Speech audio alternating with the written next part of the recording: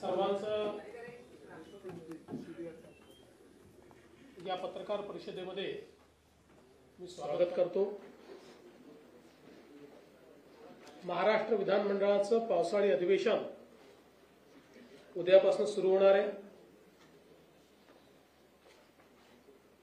महायुती सरकारचं हे चौथं अधिवेशन आहे। विशेष अधिवेशन पकडून सध्या राज्यभर सर्वीकडे पाऊस पडतो आहे। बहुतांश ठिकाणी समाधानकारक पाऊस आहे, काही ठिकाणी अतिवृष्टी आहे, काही तालुक्यांमध्ये अजूनही थोडी पावसाची कमतरता आहे, पण बहुतांश ठिकाणी पाऊस चांगल्या प्रकारे पडलेला आहे। पेरण्या देखील अतिशय चांगल्या प्रमाणात होत आहेत आणि बियाणं खतं वगैरे उपलब्ध असावीत याकरता राज्याची यंत्रणा कामी लागलेली आहे। विशेषतः खतांच्या संदर्भात काही जिल्ह्यातनं तक्रारी आल्या, त्या तक्रारी ॲड्रेस करण्याचं काम देखील चाललेलं आहे। आजच्या या अधिवेशनाच्या पूर्वसंध्येला आम्ही विरोधी पक्षाला चहापानाकरता बोलवलं होतं, परंतु नेहमीच्याच पद्धतीनं विरोधी पक्षाने चहापानावर बहिष्कार टाकला आहे आणि हा बहिष्कार टाकत असताना त्यांनी एक भलं मोठं पत्र आम्हाला दिलेलं आहे। पत्र मोठं असलं तरी मजकूर मोठा नाही आहे। मागच्या पत्रातले जे मुद्दे आहेत तेच मोठा फॉन्ट त्या ठिकाणी टाकून त्यांनी दिलेले आहेत। एक दोन नवीन विषय फक्त त्याच्यामध्ये मांडलेले आहेत,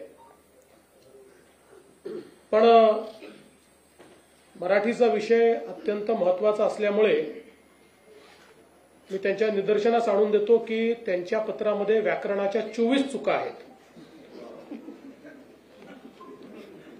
पण काही हरकत नाही। बॉम्बे स्कॉटिश वगैरे मध्ये शिकल्यानंतर अशी परिस्थिती येते। आणि आज पत्रकार परिषदेला भास्कर जाधव काही दिसले नाहीत। मागच्या वेळी भास्कररावांची सही होती, आज ती सही पण पत्रावर दिसत नाही। तसं आजच्या सह्या बघितल्या तर 5-3-2 आहेत, म्हणजे उबाटाच्या 5 आहेत, अजून काँग्रेसच्या 3 आहेत आणि शरद पवार साहेबांच्या गटाच्या 2 सह्या आपल्याला पाहायला मिळत आहेत। आज वडेट्टीवार पत्रकार परिषदेत असं म्हणाले की आमच्या कामांना स्थगिती मिळाली। वडेट्टीवारांना अजूनही उद्धव ठाकरेच मुख्यमंत्री आहेत असं वाटत आहे, त्यामुळे ते स्थगितीच्या संदर्भात बोलले। पण त्याहीपेक्षा आज जितेंद्र आव्हाडांनी बोफोर्सची आठवण काढली। म्हणजे बोफोर्सचा घोटाळा झाला होता हे जितेंद्र आव्हाडांना मान्य असल्यामुळे त्यांनी आज बोफोर्स सारखे घोटाळे चालले आहेत अशा प्रकारे घरचा आहेर हा त्या ठिकाणी दिलेला आहे। आणि मला असं वाटतं की खरं तर कोणतीही कल्पकता, कुठलेही नवीन विषय, कुठलीही लोकाभिमुखता या ठिकाणी आपल्याला पाहायला मिळाली नाही। खरं तर आज आपण सगळे लोक या ठिकाणी जो हिंदीचा विषय आहे, आमच्याकरता तो मराठीचा विषय आहे, कारण राज्यामध्ये आम्ही मराठी अनिवार्य केली आहे, हिंदी ऑप्शनल केली आहे। कुठलीही भारतीय भाषा शिकता येईल अशा प्रकारचा निर्णय आम्ही घेतलेला आहे, पण तरी देखील झोपलेल्याला उठवता येतं, झोपेचं सोंग घेतलेला उठवता येत नाही। आणि म्हणून याचा थोडासा प्रवास हा आपल्या सगळ्यांना समजला पाहिजे असं मला वाटतं। खरं म्हणजे राष्ट्रीय शैक्षणिक धोरण सर्वात आधी कर्नाटकने लागू केलं, मग मध्य प्रदेशने, मग तेलंगणाने आणि मग उत्तर प्रदेशने। 21 सप्टेंबर 2020 रोजी महाराष्ट्राचे तत्कालीन मुख्यमंत्री उद्धव ठाकरेजी यांनी हे शैक्षणिक धोरण कशा प्रकारे लागू करायचं याकरता एक तज्ज्ञ समिती नियुक्त केली होती. 16 ऑक्टोबरला त्याचा GR 16 ऑक्टोबर 2020 रोजी उद्धवजींच्याच नेतृत्वाखाली हा GR निघाला आणि अतिशय नामवंत अशा प्रकारचे शास्त्रज्ञ अभ्यासक डॉक्टर रघुनाथ माशेलकर साहेबांच्या अध्यक्षतेखाली 18 लोकांची कमिटी तयार करण्यात आली. या 18 लोकांमध्ये कोण कोण होते? डॉक्टर सुखदेव थोरात, मुंबई विद्यापीठाचे कुलगुरू डॉक्टर सुहास पेडणेकर, SNDT महिला विद्यापीठाच्या कुलगुरू प्राध्यापक शशिकला वंजारी, डॉक्टर बाबासाहेब आंबेडकर मराठवाडा विद्यापीठाचे कुलगुरू डॉक्टर प्रमोद येवले, माजी कुलगुरू मुंबई विद्यापीठ डॉक्टर राजन मेळुकर, नागपूर विद्यापीठ माजी कुलगुरू डॉक्टर विलास सपकाळ, ICTचे माजी कुलगुरू प्राध्यापक GD जाधव, DY पाटील विद्यापीठाचे कुलपती डॉक्टर विजय पाटील, आंतरराष्ट्रीय सल्लागार नितीन पुजार, तंत्रशिक्षण संचालक डॉक्टर अभय वाघ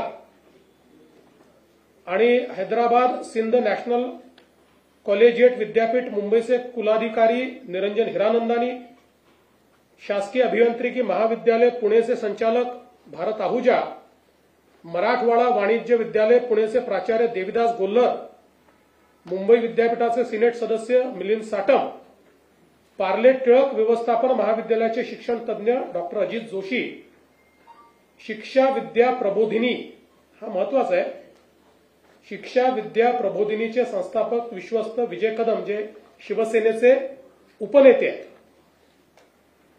आणि शिवसेनेचे म्हणजे उभाटा सेनेचे, आमच्या शिवसेनेचे नाही, आणि उच्च शिक्षण संचालक डॉक्टर धनराज माने, अशा 18 लोकांची कमिटी ही या ठिकाणी तयार झाली. आता हे सगळेच मराठी लोक आहेत, नामवंत लोक आहेत, शिक्षण क्षेत्र समजणारे लोक आहेत. अशा लोकांची एक अतिशय चांगली समिती उद्धवजींनी तयार केली.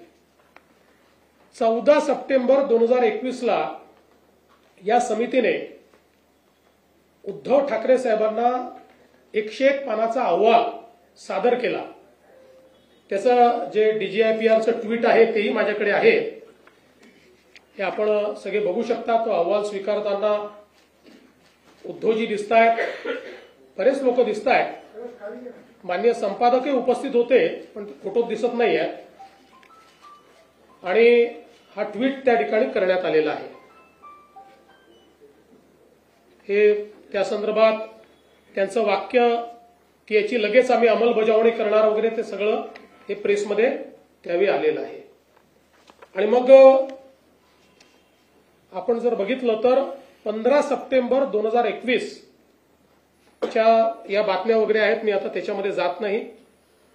आता या अहवालात काय म्हटलेलं आहे, या सर्व तज्ज्ञांनी काय म्हटलेलं आहे, तर या अहवालाच्या 8व्या प्रकरणामध्ये भाषेचा विषय आलेला आहे, पृष्ठ क्रमांक 56.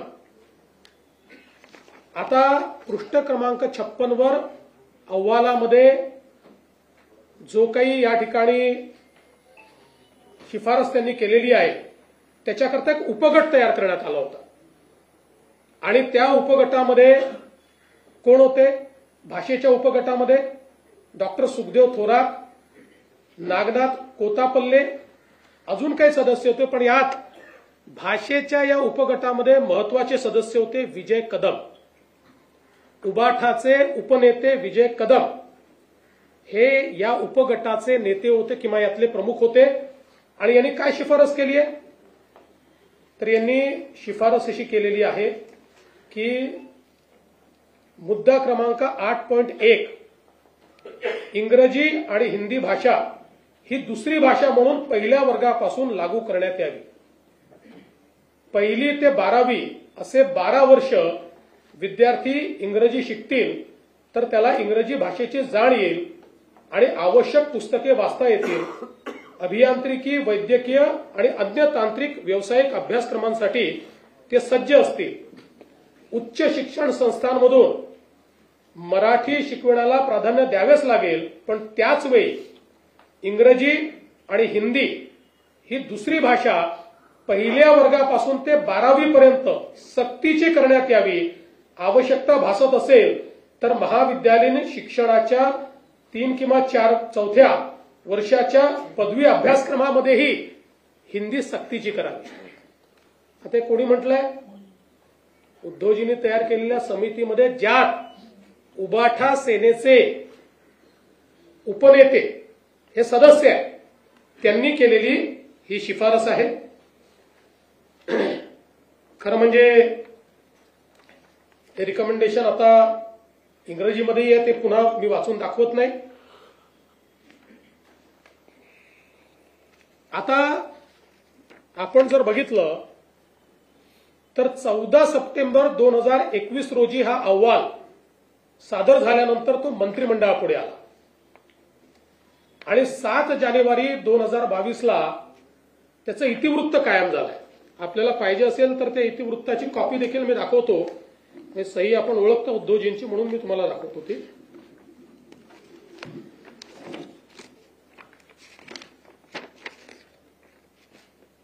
या ठिकाणी उद्धवजींची सही आहे.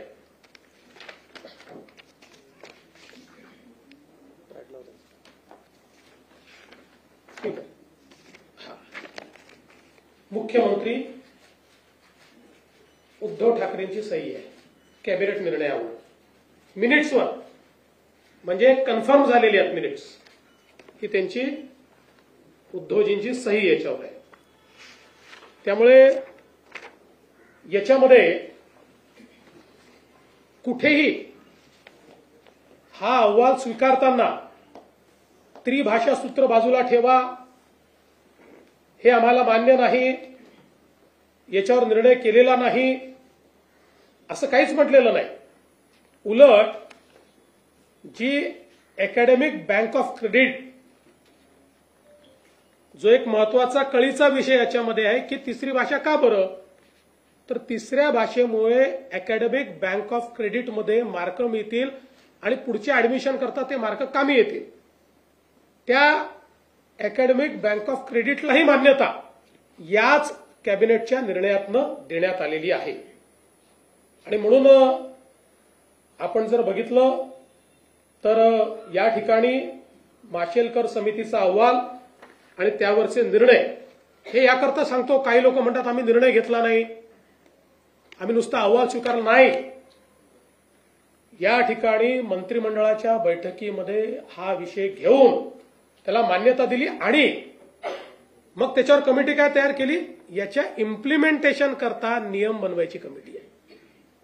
अहवाल स्वीकारलेला फक्त आता आणि मग ती जी कमिटी झाली त्याच कमिटीने काम करत करत करत आमचे जीआर निघालेले आहेत.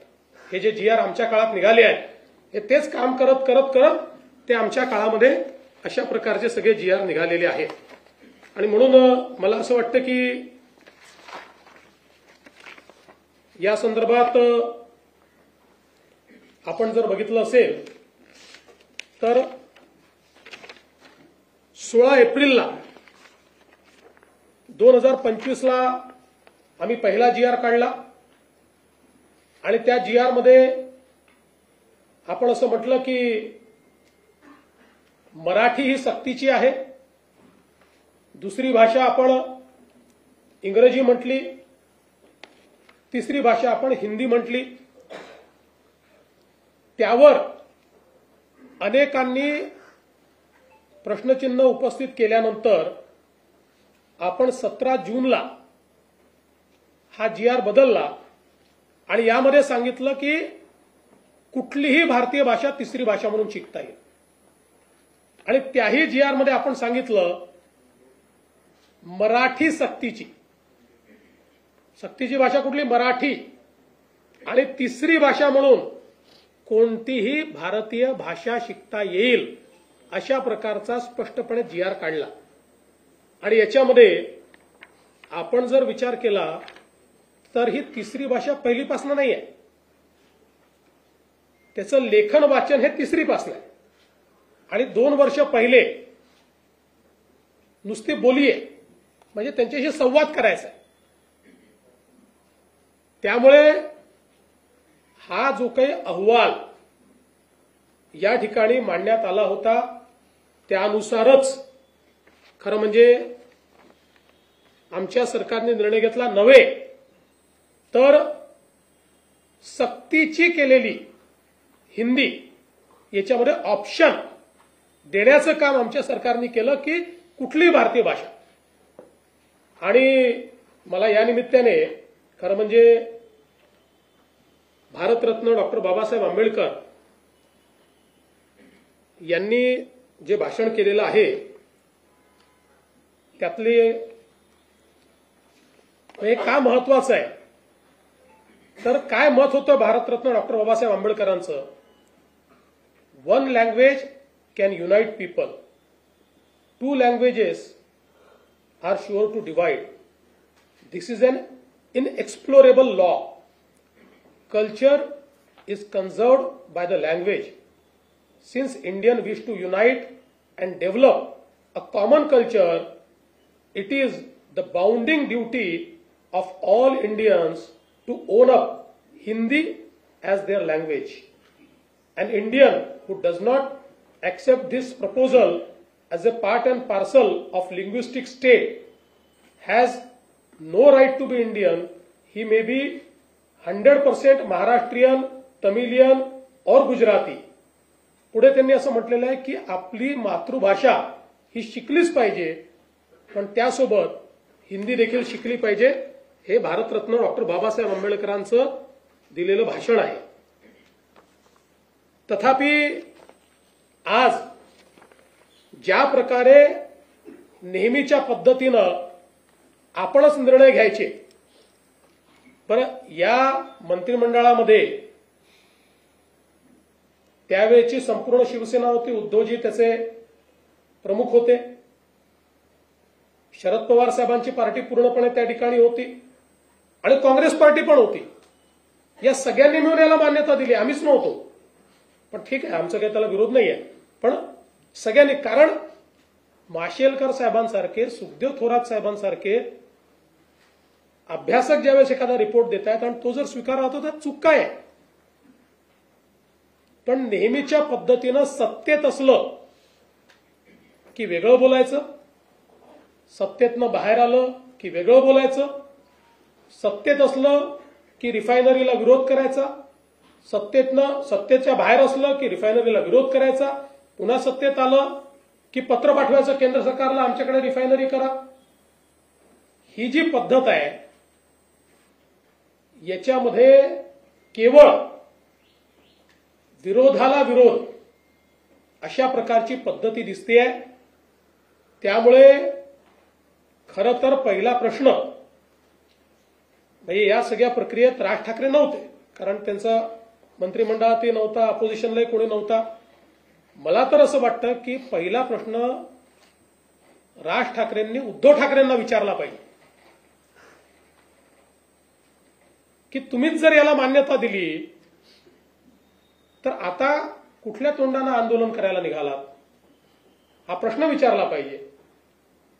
पण आम्ही ही भूमिका ज्या दिवशी दुसरा GR काढला त्या दिवशी आम्ही भूमिका मांडली की आम्ही सक्तीची करणार आहे. आम्हाला अशा प्रकारचे जे विषय आहे हे विषय सर्वानुमते करून घ्यायचे आहे आणि म्हणून आम्ही त्या दिवशी सांगितलं की दादा भुसे सगळ्यांची चर्चा करतील, आमचे मंत्री महोदय सगळ्यांचं म्हणणं ऐकून घेतील आणि सगळ्यांसमोर वस्तुस्थिती देखील ठेवतील.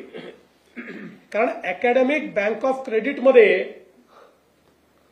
तिसरी भाषा शिकली नाही तर आमच्या मराठी मुलांना तिथे मार्क मिळणार नाही. पण इतर मीडियमचे जे लोक आहेत, इंग्रजी मीडियमचा जो आहे त्याला त्या ठिकाणी मराठी ही कंपल्सरीच आहे, अनिवार्य आहे. गुजराती मीडियम वाल्याला त्या ठिकाणी मराठी आणि इंग्रजी ही अनिवार्यच आहे. त्यामुळे त्यांना 3 भाषा सूत्राचा फायदा मिळून अकॅडमिक बँक ऑफ क्रेडिटमध्ये क्रेडिट मिळतील आणि आपल्या मराठी मुलांना मात्र ते मिळणार नाहीत. आणि मग या अकॅडमिक बँक ऑफ क्रेडिट च्या माध्यमातून उद्या ज्यावेळेस त्यांच्या प्रवेशाचा विषय येईल त्यावेळी आमचे मराठी मुलं नेमके तिथे मागे पडतील. आणि म्हणून ही सगळी वस्तुस्थिती सगळ्या नेत्यांसमोर मांडावी, अभ्यासकांसमोर मांडावी. काही नवीन नेते देखील तयार झालेले आहेत, त्यांच्या समोर ती मांडावी आणि त्यानंतर एक सांगोपांग अशा प्रकारचा निर्णय घ्यावा. या दृष्टीनं आम्ही दादा भुसेंना सांगितलं. दादा भुसेंनी काही लोकांशी संपर्क देखील सुरू केलाय. पण मला असं वाटतं की याच्यावर चुकीच्या पद्धतीचं राजकारण जे आहे हे करणं चाललंय. आणि म्हणून आज मंत्रिमंडळाच्या बैठकीमध्ये आम्ही याच्यावर सांगोपांग चर्चा केली आणि आम्ही असा निर्णय केलेला आहे की त्रिभाषा सूत्राच्या संदर्भात ही भाषा कुठल्या वर्गापासून लागू करावी, ती कशा प्रकारे करावी, कुठली करावी, काय मुलांना चॉईस द्यावा, याचा निर्णय करण्याकरता राज्य सरकारच्या वतीनं डॉक्टर नरेंद्र जाधव यांच्या नेतृत्वात एक कमिटी तयार करण्यात येईल. आपण सगळे जाणता डॉक्टर नरेंद्र जाधव साहेब प्लॅनिंग कमिशनचे मेंबर होते, कुलगुरू होते, शिक्षण तज्ज्ञ म्हणून त्यांना आपण ओळखतो. त्यामुळे त्यांच्या नेतृत्वामध्ये एक समिती या ठिकाणी तयार केली जाईल. त्यात काही सदस्य अजून असतील, त्यांची नावं लवकरच घोषित केली जातील. आणि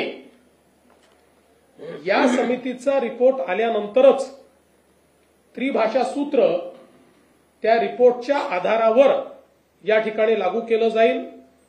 आणि म्हणून 16 एप्रिल 2025 आणि 17 जून 2025 हे दोन्ही शासन निर्णय आम्ही रद्द करण्याचा निर्णय घेतलेला आहे.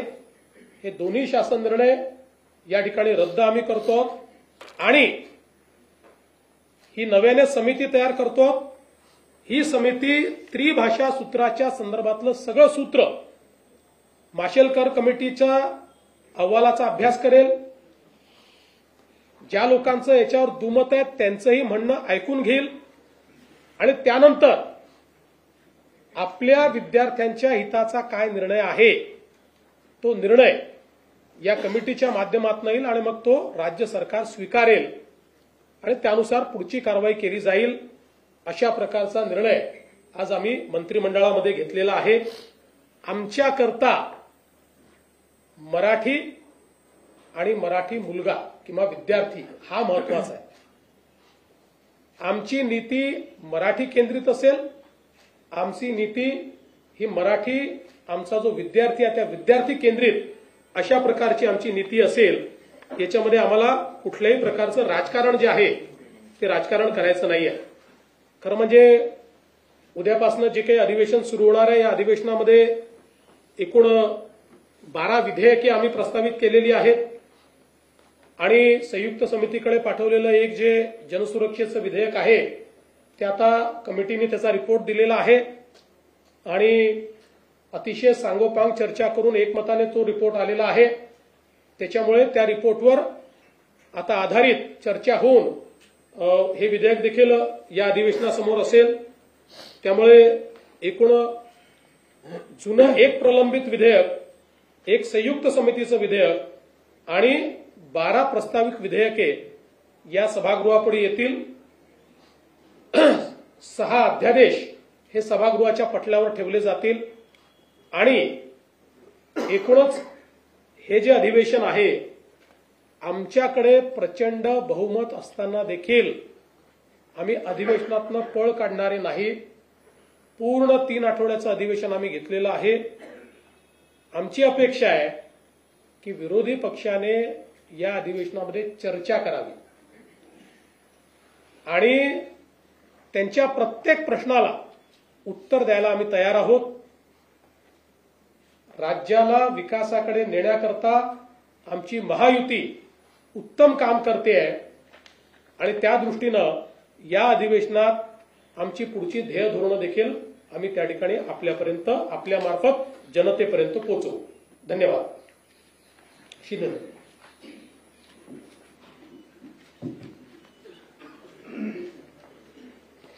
सर्व पत्रकारांचं स्वागत. उद्यापासून पावसाळी अधिवेशन सुरू होत आहे आणि नेहमीप्रमाणे विरोधी पक्षाने चहापानावर बहिष्कार घातलेला आहे. जनतेच्या प्रश्नावर त्यांना सभागृहामध्ये काय बोलायचंच नसतं, पायऱ्यांवरच बोलायचं असतं आणि त्यामुळे निवडणुकीत झालेल्या विधानसभेच्या जनतेने त्यांच्यावर बहिष्कार टाकला आणि महायुतीला लँडस्लाइड मॅन्डेट दिलं. मला वाटतं झालेल्या पराभवातून अद्याप ते सावरलेले नाही आणि त्यामुळे त्यांनी मगाशी मुख्यमंत्री महोदयांनी सांगितलं ते पत्र त्याचं साईज वाढलेली आहे, कारण त्यांच्या विरोधी पक्षाच्या आमदारांची संख्या कमी झाल्यामुळे पत्राची साईज वाढवलेली दिसते, फॉन्ट मोठा केला. त्यामुळे मला वाटतं खरं म्हणजे सरकार सकारात्मक आहे. चर्चा करण्यासाठी अधिवेशन लोकांना प्रश्नाला लोकांच्या वाचा फोडण्यासाठी असतं, न्याय देण्यासाठी असतं आणि त्याचबरोबर लोकांचे विविध प्रश्न सोडवणूक करून घेण्यासाठी आपलं अधिवेशन असतं. परंतु विरोधी पक्ष सातत्याने या ठिकाणी आपण पाहिलंय की चहापानाचं ते जाऊ द्या, परंतु सभागृहामध्ये जेव्हा चर्चा असते त्यावेळेस सभागृहातल्या चर्चेमध्ये भाग न घेता फक्त राजकारण करण्यामध्ये ते वेळ घालवतात. आता मराठी भाषेच्या बाबतीमध्ये त्यांनी जे काही जो स्टँड घेतलाय त्या बाबतीमध्ये माननीय मुख्यमंत्री महोदयांनी सविस्तर याच्यावर सांगितलंय. याच्यात मी एवढंच म्हणेन की त्यांनीच तो अहवाल स्वीकारला माननीय डॉक्टर माशेलकरांचा, त्याच्यामधल्या सगळ्या कमिटी मेंबर जे सदस्य होते त्यांची नावं मुख्यमंत्री महोदयांनी सांगितली आपल्याकडे. त्यातले कोण कोण म्हणजे मी कोणावर असं टीका करू इच्छित नाही, पण काही नावं जी घेतली त्या नावांच्या बद्दल आपल्यालाही माहिती आहे आणि म्हणून तो अहवाल स्वीकारला, त्याला मान्यताही दिली कॅबिनेटमध्ये. आणि म्हणजे एक प्रकारे जेव्हा सत्तेमध्ये आपण असतो तेव्हा एक विचार असतो, सत्तेच्या बाहेर असतो तेव्हा दुसरी भूमिका असते. दुटप्पी भूमिका घेण्याचं काम म्हणजे एक प्रकारे चोराच्या उलट्या बोंबा कशा असतात हे या माध्यमातून या ठिकाणी त्यांच्या कृतीतून या ठिकाणी दिसून आलेलं आहे आणि मी त्याच्यात डिटेलमध्ये आता तरी जात नाही. परंतु मी एवढंच सांगू इच्छितो, मुख्यमंत्री महोदयांनी तर ते सगळं अत्यंत त्याचे वस्तुनिष्ठ अहवाल तुमच्या समोर मांडलेला आहे. त्यामुळे पत्रकारांना देखील आमची विनंती अशी आहे की फक्त तुम्ही जी वस्तुस्थिती आणि वस्तुनिष्ठ अहवाल किंबहुना जे अगोदरच्या मुख्यमंत्र्यांनी घेतलेला निर्णय तो काय होता याला देखील जेव्हा आम्ही सांगतो तेव्हा त्यालाही तुम्ही प्राधान्य दिलं पाहिजे, कारण त्यावेळेस या तिन्ही भाषा अनिवार्य होत्या आणि त्यावेळेस या मुलांवर कुठलाही ताण पडणार नव्हता असं त्यांचं मत होतं. परंतु आता आम्ही तर मराठी सक्तीची केली आहे, मराठी आणि हिंदी सक्तीची नाही ही भूमिका आमची स्पष्टपणे मांडलेली आहे. आणि जेव्हा अनिवार्य शब्द होतात तेव्हा पण आपण अनिवार्य शब्द काढून टाकला आणि म्हणून महाराष्ट्रामध्ये जे काही ते म्हणतात की मराठीची गळचेपी कधीच होणार नाही. मराठी ही आपली मातृभाषा आहे आणि महाराष्ट्रामध्ये मायबोली मराठी आणि मराठी भाषा हे तर आपण सगळ्या शाळांमध्ये सगळ्या माध्यमांमध्ये मराठी भाषा ही अनिवार्य केली. हे आपल्या सरकारचं काम आहे. मराठी भाषेला अभिजात भाषेचा दर्जा देण्याचं काम आपण केलं. अनेक आता ते मी बाकी याच्यामध्ये जात नाही. आपण मराठी भाषेसाठी अखिल भारतीय मराठी साहित्य संमेलन असतं, पण विश्वातल्या मराठी लोकांना देखील आपल्या राज्यामध्ये आणून अखिल विश्व मराठी साहित्य संमेलन देखील घेतलं. त्यामुळे मराठी बाबतीमध्ये आता जे कुठल्या कुठल्या शाळेत शिकतात त्यांनी आता मगाशी मुख्यमंत्री महोदय बोलले त्यामुळे मी त्याच्यावर बोलत नाही. फक्त एवढंच आहे की तेव्हा ताण नव्हता, आता अंमलबजावणी करताना कुठला ताण त्यांच्यावर आला याचं देखील विश्लेषण होईलच. परंतु आमची भूमिका स्पष्ट आहे. मराठीला प्राधान्य, मराठी सक्तीची, हिंदी सक्तीची नाही. आणि हे आता जे मुख्यमंत्री महोदयांनी सांगितले, दोन्ही विहार जे रद्द आम्ही केले, आता जो काही निर्णय आहे तो स्थगित केलाय. आणि हे जे आता आपले जाधव डॉक्टर नरेंद्र जाधव यांची समिती जी आहे त्याच्यात आणखी आता अगोदरच्या समितीमध्ये काही नावं आहेत ती तुम्ही त्याच्यावर मी बोलू इच्छित नाही. परंतु मुलांच्या हिताचा निर्णय, विद्यार्थ्यांच्या हिताचा निर्णय या ठिकाणी घेण्यात यावा अशा प्रकारचा आपली सरकारची भूमिका आहे. आणि आपला विद्यार्थी कुठेही मागे पडू नये हीच भूमिका प्रामाणिकपणे आहे. आणि त्यामुळे आम्ही कुठला इगो ठेवलेला नाही. ते जेव्हा सुरुवातीला अनिवार्य होतं तेव्हा चर्चा झाली, अनिवार्य शब्द ताबडतोब आपण काढून टाकला. आणि त्यामुळे कुठल्याही या शैक्षणिक क्षेत्रामध्ये सरकारला कुठलीही आडमुठेपणाची भूमिका सरकार घेणार नाही, घेतली नाही. आणि अहंकार तर आमच्याकडे बिलकुल नाही. इगो आम्ही कुठलाही निर्णय रेटून नेणार नाही. आता त्या अहंकाराच्या भाषेमध्ये मी काही जात नाही, ते तुम्हाला माहित आहे. आणि त्यामुळे या बाबतीमध्ये मुख्यमंत्री महोदयांनी घेतलेला निर्णय जो आहे, आमची त्यांची चर्चाही झाली, आता कॅबिनेटमध्येही चर्चा झाली. आणि लोकभावना जी आहे, जनभावनेचा आदर करणारे आम्ही लोक आहोत. हे सर्वसामान्य माणसाचं सरकार आम्ही नेहमी म्हणतो. आणि म्हणून जनभावना त्याचा आदर करणं हे आमचं काम आहे. पूर्वी आमचं महायुतीचं सरकार यायच्या पूर्वी काय काय जनभावना, काय काय आदर केले, सन्मान केले आणि काय काय भूमिका स्वतःच्या पुढे रेटण्याचं काम केलं, त्यामुळे राज्याला किती मागे नेण्याचं काम केलं हे तुम्ही सगळ्यांनी पाहिलेलं आहे, त्यामध्ये मी जात नाही. पण जो निर्णय आज मुख्यमंत्री महोदयांनी घेतलाय तो महाराष्ट्राच्या आणि विद्यार्थ्यांच्या, मराठीच्या आणि सर्वच विद्यार्थ्यांच्या हिताचा निर्णय आहे. आणि मला वाटतं याच्यातून चांगला आउटपुट मिळेल. आणि यामध्ये शेवटी मुलं जी आहेत आपल्या देशाचं भवितव्य आहे. आणि त्यामुळे त्यांना जास्तीत जास्त फायदा झाला पाहिजे त्यांच्या शैक्षणिक आयुष्यामध्ये, हीच भूमिका सरकारची आहे. आमची कुठलीही दुसरी भूमिका नाही. आणि मराठीची गळचेपी तर म्हणजे जे आता मगाशी म्हणालो मी, चोराच्या उलट्या बोंबा, ते याच्यासाठीच की त्याचे अनेक उदाहरणं आहेत. पण मी आज ते देऊ इच्छित नाही. मी वेगळेपणाने ती सांगेन सभागृहामध्ये देऊ. त्याचबरोबर त्यांनी आणखी काही प्रश्न विचारले. त्यांच्या ह्याच्यामध्ये भ्रष्टाचाराचा विषय त्यांनी घेतलेला आहे. तर भ्रष्टाचार झाला म्हणून त्याच्यावर आमच्यावर आरोप केले. पण मी एवढंच सांगेन की 2.5 वर्षात झालेला भ्रष्टाचार तर त्याच्या चौकशा सुरू आहेत. त्यामध्ये खिचडी घोटाळा असेल, बॉडी बॅग घोटाळा असेल, आता तर तो कुठला नवीन एक घोटाळा आलाय, मिठी नदीचा घोटाळा आलाय, त्याचंही चौकशी सुरू आहे. आणि त्याच्यामध्ये कोण दिनू काहीतरी दिनो मोरिया, आता त्याची चौकशी सुरू आहे. त्यांनी तोंड उघडल्यावर किती लोकांना मोरिया होईल माहित नाही. त्यामुळे बघा, आम्ही कुठल्याही सूड भावनेने काम कुठलं करतोय का? बिलकुल नाही. तर जे झालेलं आहे, ज्या घटना घडलेल्या आहेत, जो भ्रष्टाचार झालेला आहे रस्त्यांमध्ये वगैरे, तो तर समोर त्यांनीच आणला ना. आम्ही आता रस्ते, जेव्हा मी मुख्यमंत्री होता, आम्ही दोघांनीच तो निर्णय घेतला ना आपण आयुक्तांना बोलवून, की का बाबा दरवेळी पावसाळ्यामध्ये खड्ड्यातून प्रवास करावा लागतो, अपघात होतात, बळी जातात, का कॉन्क्रीटचे रस्ते करत नाही. मग आम्ही निर्णय घेतला 2 फेज मध्ये. आता फेज मध्ये निर्णय घेतल्यानंतर दरवर्षी जे खड्डे भरण्याचं, काळ्याचं डांबराचं पांढऱ्याचं काळं करण्याचा रस्ता बंद झाला. त्यामुळे ऑडिट सुरू झालं, हे झालं. मग ते बिलो अभाव आम्हाला तर काय माहितच नाही बाबा ते, परंतु त्यांच्यामध्ये ते एक्सपर्ट आहेत. आणि त्यामुळे या सगळ्या ह्याच्यातून जी काही चौकशी आहे आणि ते जे काही सत्य आहे ते सत्य बाहेर येईल. त्यानंतर त्यांनी बाकी त्याच्यामध्ये आणखी बरेचसे काही काही आरोप केलेले आहेत.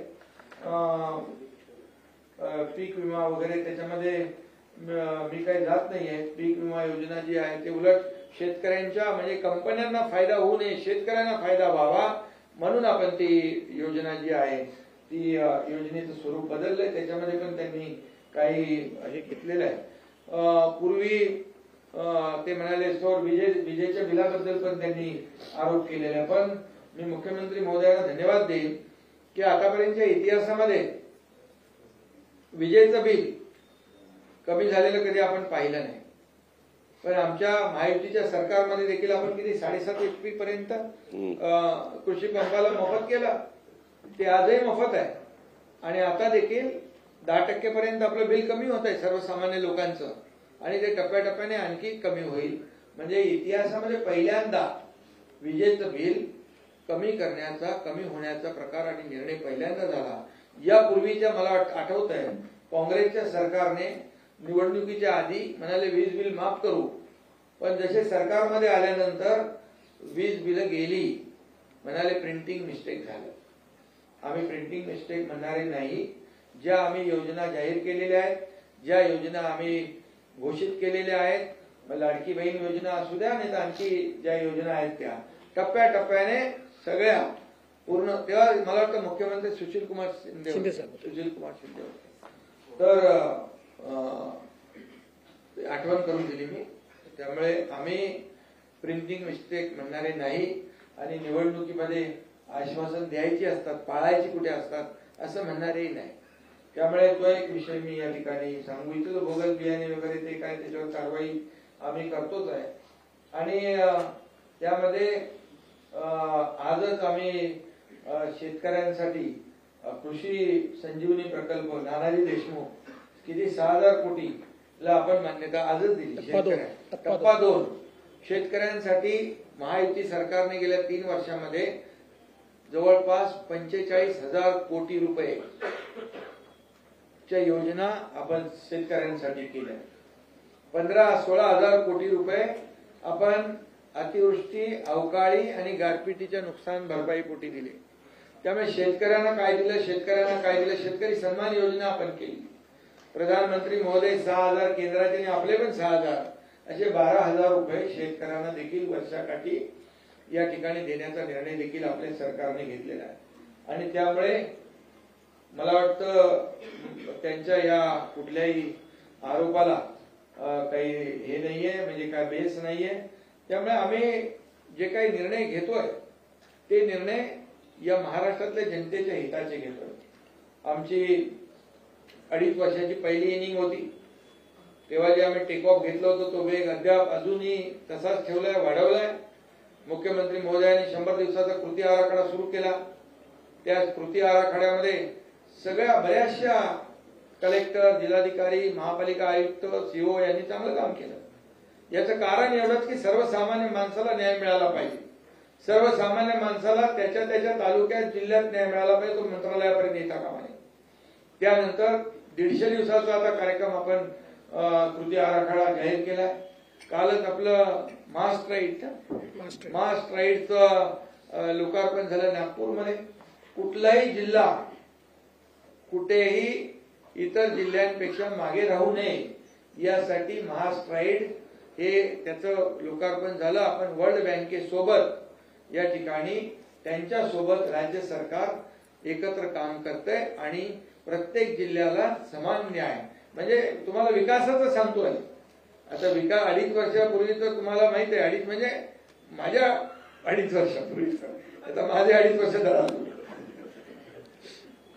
त्यामुळे जसे स्पीड ब्रेकर वगैरे होते ते सगळे आम्ही काढून टाकले. मी सांगतो ना, म्हणजे विकासाला ज्या योजना चांगल्या आहेत त्या आम्ही कॅरी फॉरवर्ड केल्या.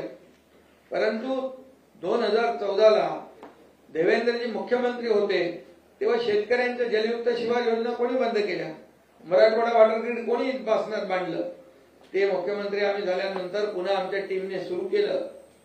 त्यामुळे सांगण्याचं तात्पर्य आहे विकास याला चालना देणं. बाकी तर तुम्हाला माहित आहे, बाकी मी अटल सेतू, कोस्टल रोड, समृद्धी हायवे याच्यात जातच नाही मी. ही तर कामं समोर आहेत तुमच्या.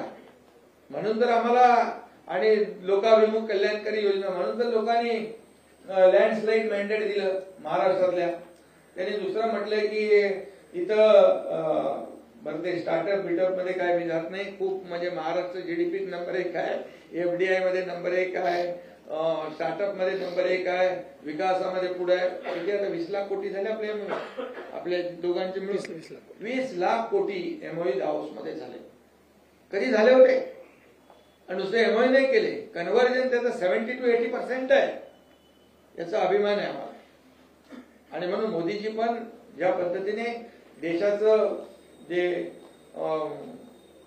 काय ते 2047 जे विजन आहे त्यांचं 2047चं विकसित भारताचं, त्या ह्याच्यामध्ये महाराष्ट्राचं $1 ट्रिलियन जे गोल आहे ते एक वर नाही राहणार, ते वाढणार आहे. म्हणजे महाराष्ट्राचं कॉन्ट्रीब्युशन पण आपल्या प्रधानमंत्र्यांचं जे विकसित भारत 2047चं स्वप्न आहे त्याला सपोर्ट करणार आहे. म्हणून मुख्यमंत्र्यांनी 3 टप्पे केले, 2030, 2035 आणि 2047. आणि त्यामुळे त्या वेगाने आपण पुढे जातोय. आणि म्हणून विकासाला आम्ही चालना देणारं आमचं सरकार आहे. सर्वसामान्य माणसाला न्याय देणारं सरकार आहे. गोरगरिबांच्या जीवनामध्ये बदल घडवणारं सरकार आहे. आणि त्यामुळे ते म्हणाले की विरोधी पक्ष नेता तुम्ही दिला नाही की आमचा गळा घोटला लोकशाहीमध्ये गळा घोटला. अरे पण विरोधी पक्ष नेता बनायला ते विरोधी पक्ष कुठे आहे? तो विरोधी गट आहे, ते तुकडे तुकडे गँग आहे. ते कसं काय त्याला विरोधी पक्ष देणार आम्ही? आणि यामध्ये लोकांनीच त्यांना तेवढं संख्याबळ दिलं नाही. त्यामुळे त्याच्यामध्ये आमची चूक नाहीये. महाराष्ट्रातल्या जनतेने त्यांना तेवढ्या संख्याबळावर ठेवलेला आहे. आणि त्यामुळे नक्कीच त्यांची जी लोकशाहीचा गळा घोटण्याचं जे काही त्यांचं म्हणणं आहे त्याच्यामध्ये काही तथ्य नाही. फक्त मी एवढंच सांगतो की विरोधी पक्षाचं काम आम्ही मानतो, सत्ताधारी आणि विरोधी पक्ष ही रथाची 2 चाकं आहे. पण ते कधी आमच्या चांगल्या कामाला चांगलं म्हणतच नाही. त्यामुळे सातत्याने टीका करणं, आरोप करणं एवढंच त्यांना माहित आहे.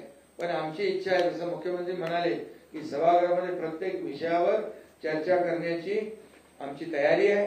सभागृहामध्ये तुम्ही प्रश्न मांडा, या महाराष्ट्राच्या हिताचे प्रश्न मांडा. सरकारने चांगलं काम केलं तर चांगलं म्हणा, वाईट काम केलं तर तुम्ही सूचना करा. आम्ही सगळ्याला तयार आहोत. आणि त्यामुळे बाकी आता सभागृहामध्ये आम्ही बोलू. सभागृहामध्ये बाकी विषय त्याला प्रश्नांना उत्तर देऊ. अजितदादा, एवढ्या मोठ्या संख्येने पत्रकार परिषदेला उपस्थित असणाऱ्या सर्व पत्रकार बंधू भगिनींचं मी मनापासून स्वागत करतो. या अधिवेशनाचं संपूर्ण कामकाज पूर्ण वेळ आणि सुरळीत चालावं, राज्यासमोरचे सर्व महत्वाच्या मुद्द्यांच्यावर प्रत्येक विधेयकावर अभ्यासपूर्ण चर्चा व्हावी आणि एकही विधेयक सभागृहात चर्चा झाल्याशिवाय मंजूर होऊ नये. आमदारांना त्यांच्या मतदारसंघातले प्रश्न मांडण्यासाठी पुरेसा वेळ मिळावा आणि सर्वात महत्वाचं म्हणजे विधिमंडळाच्या कामकाजाचा 1 मिनिटही कुठं वाया जाऊ नये, गोंधळामुळे वाया जाऊ नये, असा आमच्या महायुतीच्या सरकारचा प्रयत्न राहणार आहे. आणि त्याच्यामुळे मुख्यमंत्र्यांनी सांगितलं तसं 3 आठवड्याचं अधिवेशन हे पावसाळी अधिवेशन आपण घेतलेलं आहे. उद्याच पुरवणी मागण्या सादर केल्या जाणार आहेत. त्याच्याबद्दलची मान्यता आत्ताच कॅबिनेटनी सादर करण्याच्या करता दिलेली आहे. आणि काही जरी असलं, हे काही चर्चा जरी करत असली तरी खरं त्यांनी आजच्या चर्चेमध्ये भाग घेतला असता तर महत्वाच्या प्रश्नाच्या बद्दल त्याचा ओहापोह करता आला असता. कुठले महत्वाचे प्रश्न चर्चेला घ्यायचे ते पण तिथं सगळ्यांच्या समोर मांडता आले असते. परंतु नेहमीच्या पद्धतीप्रमाणे चहापानावर बहिष्कार, म्हणजे गेले कित्येक वर्ष चहापानावर बहिष्कारच चाललाय. आता ते चहापान रद्दच करावं का काय असं वाटायला लागलं. कशाला चहापान ठेवायचं? आमचं आम्ही येऊ, चहापाणी घेऊ, कॅबिनेट करू, पत्रकारांशी बोलू आणि निघून जाऊ, असंच मनात यायला लागलेलं आहे. तसं होणार नाही. त्यांनी जर प्रतिसाद दिला तर जरूर चर्चा करण्याच्या करता, लोकशाहीमध्ये चर्चा करून निर्णय घेणं हे खूप महत्वाचं असतं आणि त्या प्रकारेच हे महायुतीचं सरकार काम करत राहणार आहे. बाकीच्या सगळ्या महत्वाच्या प्रश्नाच्या संदर्भात दोघाही महोदयांनी आपल्या सगळ्यांच्या समोर गोष्टी मांडलेल्या आहेत. एकंदरीतच आता रद्दच निर्णय तो GR करण्यात आलेला असल्यामुळं कारण नसताना आता मुंबईतल्या मराठी माणसाला वेठीस धरून मोर्चा काढायचं काही कारण नाही. आता तो मोर्चा रद्द करण्यात यावा असं आव्हान मी त्यांना हो ना ज्या कारणाकरता मोर्चा होता ते रद्दच झालेलं ना बाबा. मग कशाला वेठीस धरायचं तुम्हाला त्रास सगळ्यांना हे कुठं चाललं ती कुठं चाललं त्याच्यामुळे हा आला का तो गेला का कुणाचा झेंडा नाही काही नाही त्याच्यामुळे ते तसं रद्द करून टाकावं. झेंडा नाही त्यामुळे माणसं कळणार नाही. दुसरं एक आजच मुख्यमंत्र्यांनी सूचना केलेली होती. आज जवळपास 3600 कोटी रुपये आमच्या लाडक्या बहिणींच्या करता ह्या महिन्याचे आम्ही डीबीटीवर पाठवलेले आहेत. उद्या त्यांच्या अकाउंटला ते पैसे मिळतील आणि तोही एक महत्वाचा निर्णय आज झालेला आहे. अशा पद्धतीनं आणि बाकीच्या पावसाच्या वगैरेच्या बद्दल कधी नव्हे महाराष्ट्राच्या इतिहासामध्ये जून महिन्यामध्ये धरणांची परिस्थिती काही अपवाद आहेत काही भागातले अपवाद आहेत परंतु कधी एवढ्या मोठ्या प्रमाणावर जून महिन्यामध्ये धरणं भरलेली म्हणजे बऱ्यापैकी भरलेली आपल्याला पाहायला मिळाली नव्हती. अर्थात काही ठिकाणी फार नुकसान पण झालेलं आहे. वाशिम असेल किंवा काही आपला विदर्भाचा भाग आहे ते तिथं बरेच जमीन वाहून वगैरे गेलेली पिकांचं नुकसान झालेलं आहे. त्याचे रितसर पंचनामे करण्याच्या सूचना पण अधिकाऱ्यांना दिल्या गेलेल्या आहेत आणि त्याच्यामध्ये नेहमीच सरकार बळीराजाच्या पाठीशी उभं राहण्याचं काम करत असतं. इथून पुढेही ते करत राहील आणि त्यांना पुन्हा कसं आपल्याला उभं करता येईल ह्याबद्दलचं संपूर्ण नियोजन हे महायुतीच्या सरकारने केलेलं आहे आणि अधिवेशनामध्ये ज्या ज्या गोष्टीचे प्रश्न ते उपस्थित करतील विरोधक संख्येने जरी कमी असले तरी त्यांना विचारलेल्या प्रश्नाला समर्पकपणे उत्तरं देणं आणि कारण नसताना कुठला तरी गैरसमज लोकांच्या मध्ये होऊ न देणं. बऱ्याचदा विरोधक फेक नॅरेटिव्ह सेट करण्याचा प्रयत्न करत असतात. तसं काही कारण नाही. त्याला आम्ही अतिशय व्यवस्थितपणे उत्तर देऊ. प्रत्येक प्रश्नाला उत्तर महायुतीच्या सरकारकडे आहे. त्याच्यामध्ये केंद्राची मदत आम्हाला होते पंतप्रधानांची आणि त्यांच्या मंत्रिमंडळाची राज्यातल्या पण सर्व सहकाऱ्यांची मदत होते. या प्रकारे हे अधिवेशन व्यवस्थितपणे पार पाडलं जाईल ही खात्री मी आपल्याला देतो. थांबतो. धन्यवाद. अरे एका वेळी एकाने विचारलं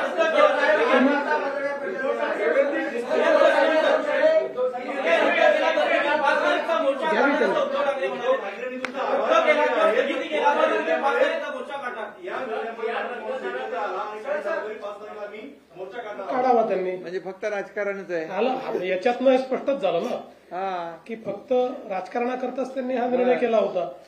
विद्यार्थ्यांची आता तर ते एक्सपोज झाले आहे पूर्णपणे त्यांनीच घेतलेला निर्णय आहे.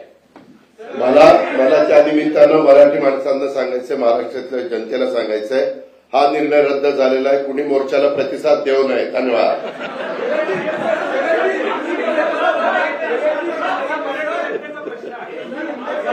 त्यांचं काम झालं मुख्यमंत्र्यांना मराठीची गळचेपी करायची होती म्हणून आता आम्ही सगळे एकवटलेले आहोत. त्यांनी तुमचे आभार मानले. मी त्यांचे आभार मानतो की त्यांनी ज्या प्रकारचा कारभार चालवला त्यामुळेच आमचं सरकार आलं की नाही. आम्हाला ही जी काही सरकारमध्ये काम करायची संधी मिळाली ती त्यांच्यामुळे मिळाली. पण मला त्यांना प्रश्न विचारायचा आहे. मराठी माणसाचं ते बोलतात. पत्राचाळीतल्या मराठी माणसाचं काय?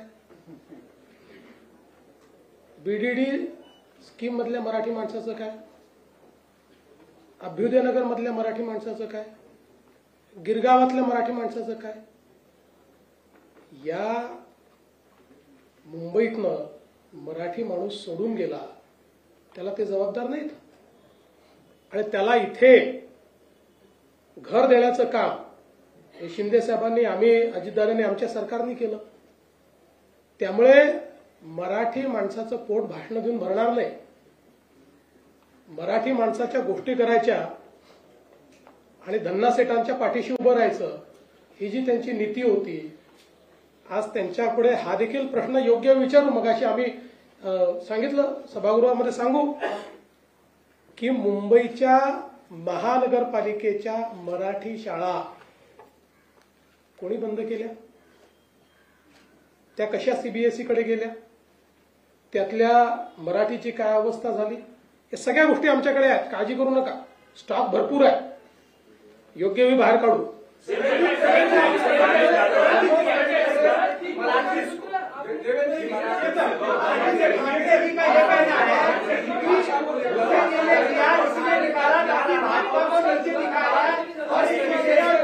देखिए, ये जो 3 भाषा का सूत्र है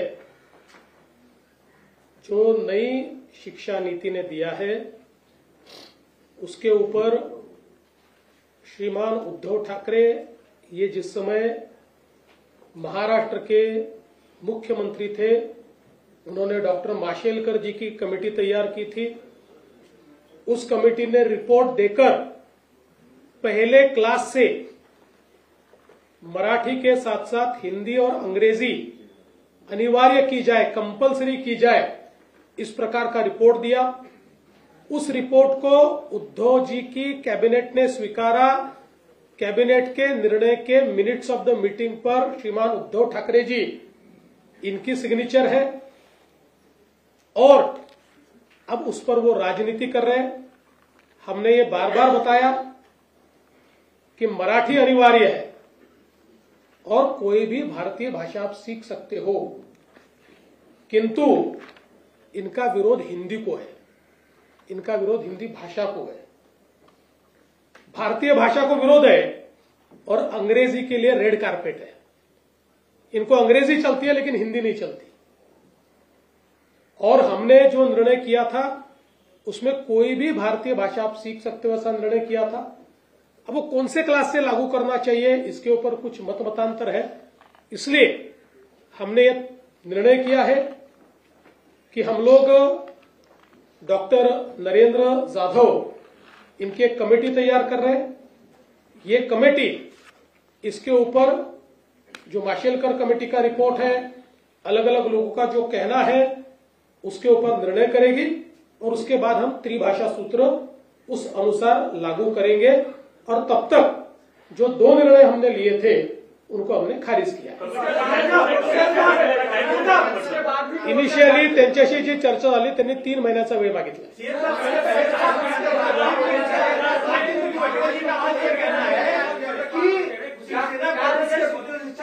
उन्होंने जीआर इसलिए निकाला ताकि भाजपा को नीचा दिखाया जाए और ये शिवसेना और भाजपा के अंतरकला की वजह से हुआ है।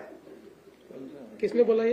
अजीत ठाकरे ने अजीत की तारा में आज दोपहर को प्रेस कॉन्फ्रेंस अजीत ठाकरे नहीं, उनका तो मैंने वीडियो देखा। उन्होंने तो कहा हिंदी सीखनी चाहिए और उन्होंने कहा कि हिंदू हृदय सम्राट शिवसेना प्रमुख बाला साहब ठाकरे जी ने उनको कहा था हिंदी सीखने के लिए।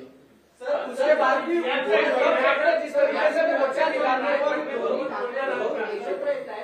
उद्धव ठाकरे के मोर्चे को लेकर माझ्या शुभेच्छा आहेत, त्यांनी एकत्र राहावं।